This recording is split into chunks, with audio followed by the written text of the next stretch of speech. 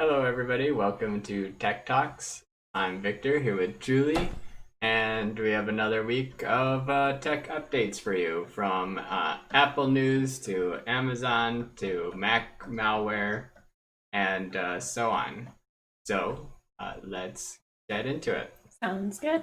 We'll start with the Apple stuff. So, Apple recently has had a report of some ransomware hitting Macs, and this is mostly to say that it does happen if you have a Mac. It's not virus free per se. Like a lot of people have that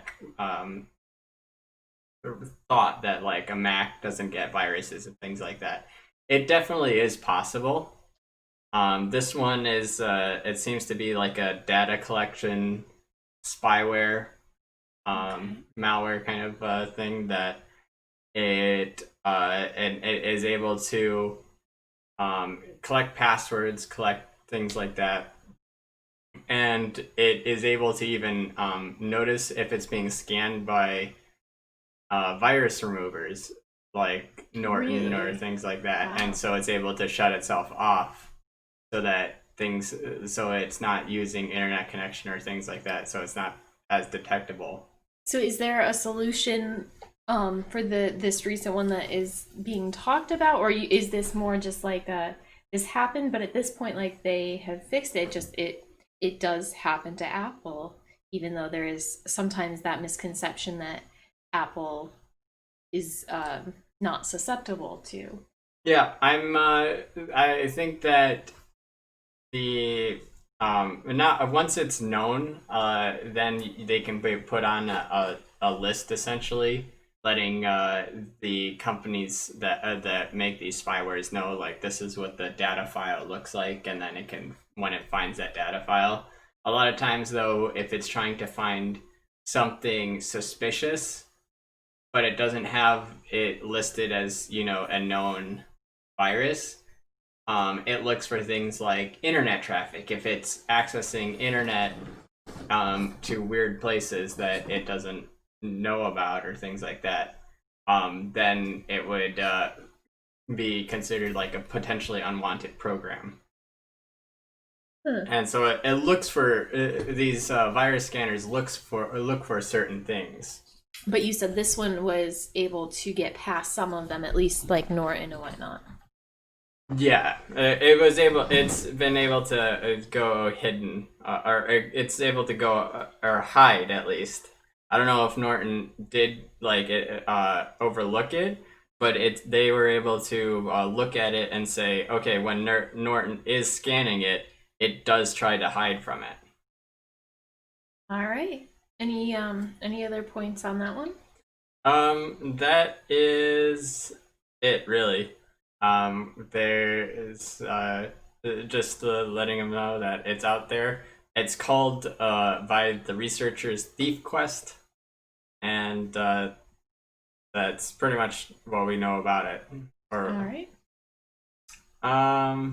there is the other Apple news, which is this comes from The Verge. Apple News lost the New York Times as part of its subscription service. So, the Apple News, they recently announced like this whole kind of uh, reinventing of magazines and newspapers and things like that, where they take the articles and the newspapers and they put them in a very clean format Hmm. for consuming on the phone. And there's a subscription service. There's also oftentimes like parts of the magazine or article that are exclusive to that Apple News thing. And the New York Times announced that it will no longer be distributing articles via that Apple News app. And they mentioned that they wanted to have a direct path for sending readers back to the environment, to their environments. So Apple News, in other words, they want to bring people to the New York Times page. They don't want just a separate page that people are looking at. All right then. Yeah, I could see why Apple or why the New York Times and news sources might want to do that. I think local newspapers are really important, and I don't know if Apple. I think that for consumers, Apple's having them in an easy to consume way is nice and convenient as long as the different companies were able to still produce reliable news, but that's like a whole other thing. Yeah, it says Interesting here, though. while Apple has had a tougher time getting publishers, including the Times, to sign on to its monthly News Plus subscription, which costs $9.99 per month, and offers access to a variety of magazines and newspapers, including Wall Street Journal, Los Angeles Times, New Yorker, Wired. The free version of Apple News has offered a much larger array of news, while the Times only offered a few articles on the Apple News. So there, yeah, it seems like the subscription service is not doing as well when it comes to that. I like being able to see a variety of news sources. And so I also think that it's like with that Apple thing, then you're just limited to that few curated selection, which is definitely a drawback. I think being able to just go on the internet and search and look at all of the news sources makes a lot more sense. And there are some that have paywalls, and it makes sense that, of course, there needs to be some funding, especially if we want objective journalism that's not being paid for by larger corporations. So paywalls for some content does make sense. Advertising on their pages is, I think, a more appropriate, perhaps, way to do it. So that because it's so hard to be able to pay every single news source. News ideally would be free. This is a whole other like opinion I know I'm getting into. Yeah. I think the when it comes to the app itself, between Apple's news app, yeah, it seems very curated as to like the articles that are on there. While there is a Google News app, which is more of a just Google reaching out to the links that are articles and then consolidating them into one app. And I think that having a curated news, like if that, especially if that's the someone's only news, that can be pretty problematic. And like, especially if it sounds like it's primarily left-leaning news sources. Yeah, I mean, it's definitely there are definitely drawbacks to that kind of method, and it seems that on top of that, I would say the added work. I don't know who's doing the work to format it for this, but if it's the Probably not too much work. if it's the paper, Yeah. I don't know if you've seen the what they do to make it look. I have not. Do you let's want to see. describe it, or what is Let me it see if I like? can pull it.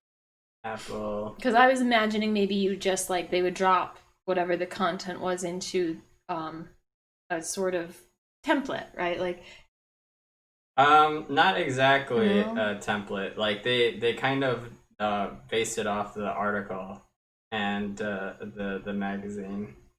Um, let's see if I can find. And you know, maybe it's not an echo chamber type of curation. It's just that would be my concern if you're subscribing to a single news source that's curated.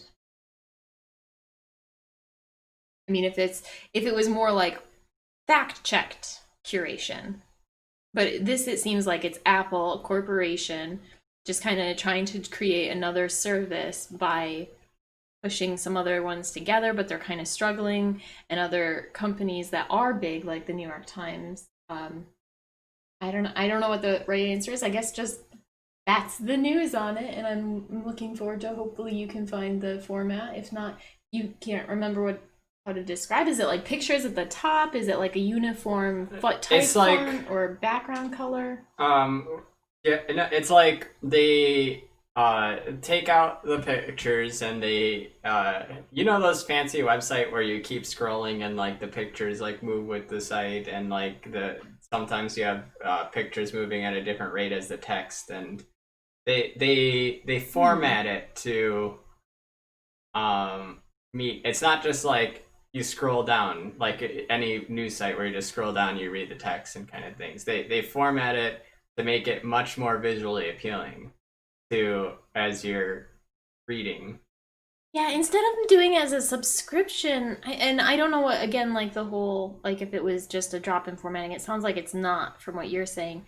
Like that, the formatting piece sounds nice, but instead of like a subscription of like what they've contracted or selected, if instead they were able to apply it as like a third party app that anyone could say, you know what, I want all the news, but to have it, that would be cool to have it in an organized, concise, easy to consume way. But Yeah. at any rate, for now. Yeah, I'm not able to load up because I think it was last year's WWDC and I'd have to find exactly where he shows it off. Well, what's the next thing then? The next thing is switching over to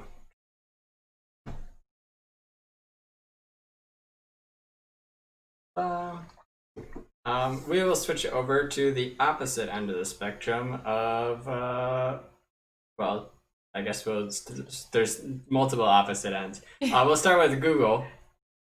Google Glass 3.0 question mark. That's Ars Technica article. They are talking about Google acquiring this smart glass maker, North. Smart glass meaning glasses. Yes, like glasses. Do you remember Google Glass at all? Oh, I vaguely remember you mentioning that it was just like a really joke of a product, kind of not very good. Was it VR or was it AR? AR, that was it. So the Google Glass project was the last iteration of it before it went to business sector, I guess is what they're saying now that they're doing with it, was this little device that you could snap onto the side of your glasses, and it had like a little screen that would go in front of your glasses, and it worked virtually like the Google Assistant, and where you would say, "Hey Google, record," or "What's the weather?" and it would pop up the weather. And this was. I think you want to get the weather forecast. Is that right? Stop. Maybe we should unplug that while we're talking about it. So it and it worked like that. And this was actually before Google Assistant was a very prominent thing. It was an early iteration of it and you would tell it, "Hey Google." Maybe you should just say like, "Hey G." Hey G, yeah. Hey G, and it would do what you wanted. It had like a camera in there. In reality, looked very bulky, looked very weird. And if you didn't have glasses, then you either had to get fake glasses or use their weird, semi-futuristic like band glasses that they give with it. And it was a very awkward thing. And it ended up going nowhere. They were selling the beta for it for I think like $1,500 or $2,500. That sounds quite pricey. Like it wouldn't do much. And honestly, I have so much trouble with the Assistant. There are so many flaws in the communication. Last night there was something you were trying to ask it to do, and you kept like repeating it, but with the you were asking like a what, and it kept answering like a where or something. Yeah. And you repeated it so many times, and it just kept answering the same thing, and it was like, okay. So it didn't end up working out that well. There have been leaps in this technology from Microsoft. Microsoft is building an AR system that's a HoloLens that's essentially like a face shield. I guess now is the best way to describe it. And under current circumstances, maybe that face shield could have dual purposes. I mean, and there's the Magic Leap Studios that were building a glasses for AR, and apparently this place is also making glasses for AR, but now they're integrating it into the whole glasses instead of just having an external. That seems like it would make more sense. And I don't know anything about this company, North, but I mean, if Google wasn't doing great, it makes sense that they would acquire. Yeah, supposedly Google Glass went into the industrial sector, the business sector, to do AR stuff that way. Nobody know, like I don't know of any progress there or anything like that. Their website just that's all it went to. On the other side of Google, though, the Google Fitbit acquisition is having issues in Europe. They are not liking the amount of control that Google is acquiring when it comes to data collection and the amount of different ways that they have the almost monopolization of data collection. And so when it comes to what is Google going to do with Fitbit, it might take a bit longer for us to figure that out. All right, fair enough. Yeah. I mean, it is interesting, the whole data owning and what tech companies do with your data, selling it or using it for advertising, curation, and potentially there's so many other things that can be done. And it is an important topic, so I think it is good that Europe is questioning it. It's not bad to have those questions, I don't think. So yeah, I guess we'll kind of see how that plays out.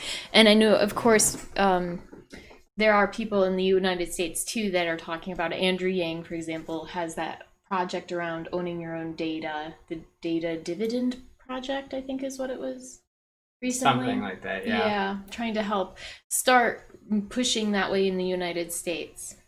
Yeah, the next area we'll look at is Microsoft.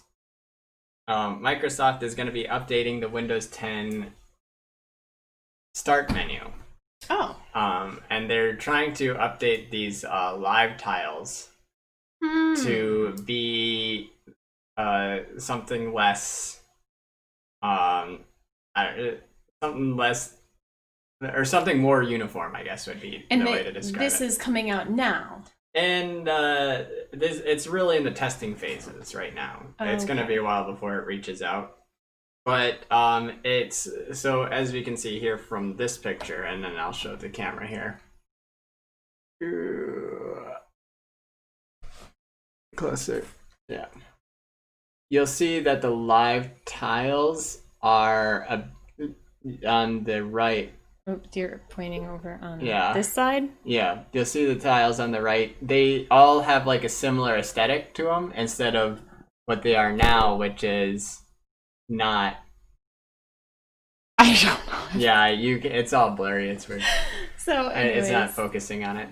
But yeah, they all are getting like a similar aesthetic and much more uniform feel, so that it feels like you're just selecting apps. I'd say the largest thing that it looks like they change is that they're mostly the same color. Yeah. Okay. And then it's a more centralized single icon in each square.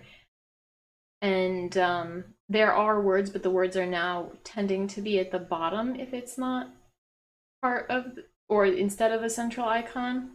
It looks like the weather is the only one that's not that.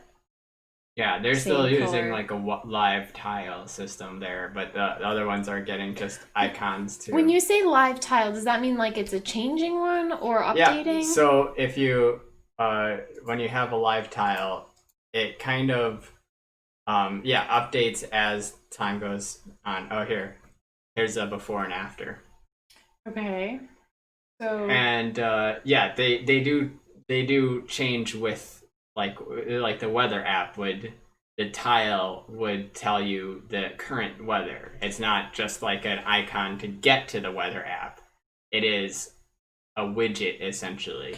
oh, it didn't used to do that? No, they did, but they're Oh. making all the tiles more uniform so that it doesn't feel like a cluster of many different things. But it really does mostly just look like they're basically painting the background of the tiles the same color and making it so the Yes. contrast of black writing on a close to white or light gray. Yes. So there's the higher contrast that way, and it's just easier, more organized, less artsy, which I mean, Yes. for an organization menu, that makes sense. That's exactly what they're trying to do. Okay, that's great. Anything else on that point? That's it. That they're just And that was The Verge? that was from The Verge, yeah. Alrighty. The next company we'll talk about is Amazon Prime. This is also dealing with Microsoft as well. They're building an Amazon Prime Video Windows 10 app. And I don't know who's actually making or using Windows 10 apps that much. There's a few apps that come default on Windows, like the email app, potentially. If you have Office, you might use the apps versus the programs. I think there are a lot of I would guess older folks perhaps who have a desktop computer, and that's their primary technology. They maybe don't have like modern iPads, smartphones, things that way, and so their desktop often, or at least this is from my personal experience with some of the elderly folks that I've known in my personal life. They have a desktop and it'll run something like Windows 10, and then so that's what they mostly use. And if they had something like Amazon Prime, which is of course very popular nowadays, they might as well take advantage of the movie benefits, and they really wouldn't have been able to, honestly. These folks that I'm talking about, they would not have been able to navigate to the website and access it. So I can see there's probably a market for this, and I would estimate or guess that it's probably older folks that primarily use a desktop and are probably not the most savvy to navigate through Amazon to get to the Prime, to get to the videos, to find the videos they want. And an app will make that better. I definitely agree with having an app is useful to make it something a lot more simplistic of a interface than the website has it, especially Prime, because I bet the interface is going to be much better than the website, but neither of those are going to be that great of an interface. Probably because not. Amazon is not really good at user interfaces, and the Prime Video apps on phone are also not that great of user interfaces. Isn't Hulu owned by Disney? Is that right? Hulu is partly owned by Disney. But here's what I find interesting about the user interfaces there. I don't like Hulu's user interface, if I'm remembering correctly. Yeah. But Disney Plus, that just launched this past November, they basically mirrored Netflix's, which is great, and it works great. And maybe Disney eventually will shift over to a more ideal user interface. But right now it seems really, to me, clunky and hard to navigate. Yeah. And maybe it's because Hulu is also only partly owned by Disney. It's partly owned by Fox, I think, and stuff. Fox now is owned by Disney. It was partly owned by somebody else. It's like Hulu is partly owned by a couple different companies. Okay. Let's see. That makes sense. Because I thought perhaps it was because they started out as owned by someone else, and then I thought Disney had straight out acquired them. But if it's a partial acquisition or a partnership or something that way, then yeah, because maybe just that shift, who knows? Maybe they think it's fine. I mean, Hulu, I think it has a lot of users, even with the interface and the advertisements that they do. Disney does have full operational control. I'm trying to figure out of who has it. Disney, 21st Century Fox, Comcast, and Time Warner. So I think Time Warner is the last person that have some other control of Hulu, because Disney and 21st Century Fox are the same now. And Comcast said that they are sold their share to Disney in March of 2019 or May of 2019. All right, then. So that answers that, I guess. I'm sorry we kind of got off topic there. Yeah. So Hulu, or what was it? Amazon Prime. We were Amazon originally Prime talking getting about. a Windows app. The last thing we have here is PlayStation VR. This is courtesy of IGN. They're saying that PSVR had filed a patent for advertisements within the headset display. That sounds awful. I'll be honest. I don't really know, but just like from that sentence, advertisements like that in your face sounds obnoxious. Yeah, and looking at the technical drawing of this patent, it looks just as obnoxious as it might sound. Oh my gosh. So you've got your game image in a big oval that's, horizontal. Yeah, that's going to be your primary focus. Yeah, but then they have advertisement images in the top on your peripherals. Yeah, in the top two corners if there was like a rectangle just outside of that oval. That would be so obnoxious to have them. Ugh. They are essentially, according to this technical drawing, the advertisements would be in your peripherals while you are playing. I'm not a fan. Game image. And I mean, I imagine that this is not going to be coming onto games that you're paying for. There might be like free demos or things like that they implemented in, but nonetheless, that's just really annoying. Obviously, I can see that there are advertisement needs or places for it, but I would say that it would be better to implement it within games. And I know for PlayStation, this is them doing this, and they're not the ones necessarily making the games here. So this is them being able to. PlayStation does have its own game studios, right? God of War, Santa Monica Studio. I didn't know that. Owned by PlayStation. Okay. Things like that. So yeah, so like if they implement it in, like when there's a 7-Up machine in the middle of your game, right? Like, that's advertising, but it's at least in the game. Like, it's not obnoxious because there would be a soda machine regardless, or like some kind of art, decor, something.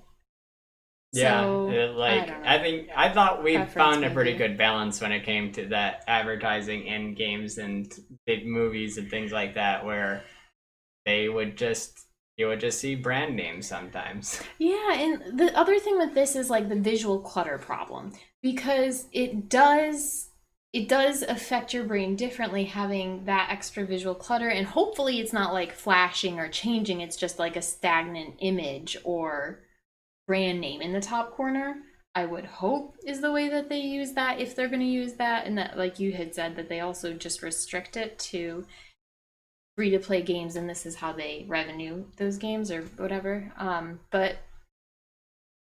if it was flashing and moving, that would be even worse, because it's not just visual clutter at that point. Or I would imagine they wouldn't do flashing. They wouldn't be so foolish. No way. I mean, this is already like a pretty broad stroke past what Sony's really known for. It could be this patent is for something similar, but not going to utilized in the way that it's. That's true. Saying. That's true. It could be. Right, like just getting this kind of patent out there, just for whatever behind the scenes that they might do. At least that way they have the patent for it. so we don't know how it's going to be utilized, this patent. If it's going to be exactly for the things that it says the patent's going to be for, or it's going to be just so that the technology is patented so that other people wouldn't be able to do the same thing that they do if they find out that whatever they do with it is really cool. And something a similar account or kind of adjacent account would be, I think it was Sega. One of them had mini games during loading screen, and there's a game company that did that, like mini games during loading screens, where you'd play just some mini game, and they patent that ability so that other video games, other companies would not be able to make or put mini games in their loading screens. That's so strange. Some of these things that get patented where it's like, but that seems like an obvious thing, A, and B, why take it away from other people, right? Like, you're just being anti-consumer almost with that kind of... It is, these patent things, a lot of these patents within the video game community is very anti-consumer. It is a lot for their branding, making sure that they get first rights to branding things like this kind of stuff, that they are known for it, that they get that. And I mean, the video game industry as a whole is a very anti-consumer place, and but there's channels dedicated to that. Yeah, true. So all right then. That is it for today, though. Hopefully you guys enjoyed. We will be back next week and with some more tech features for you. Have a nice one. Take care.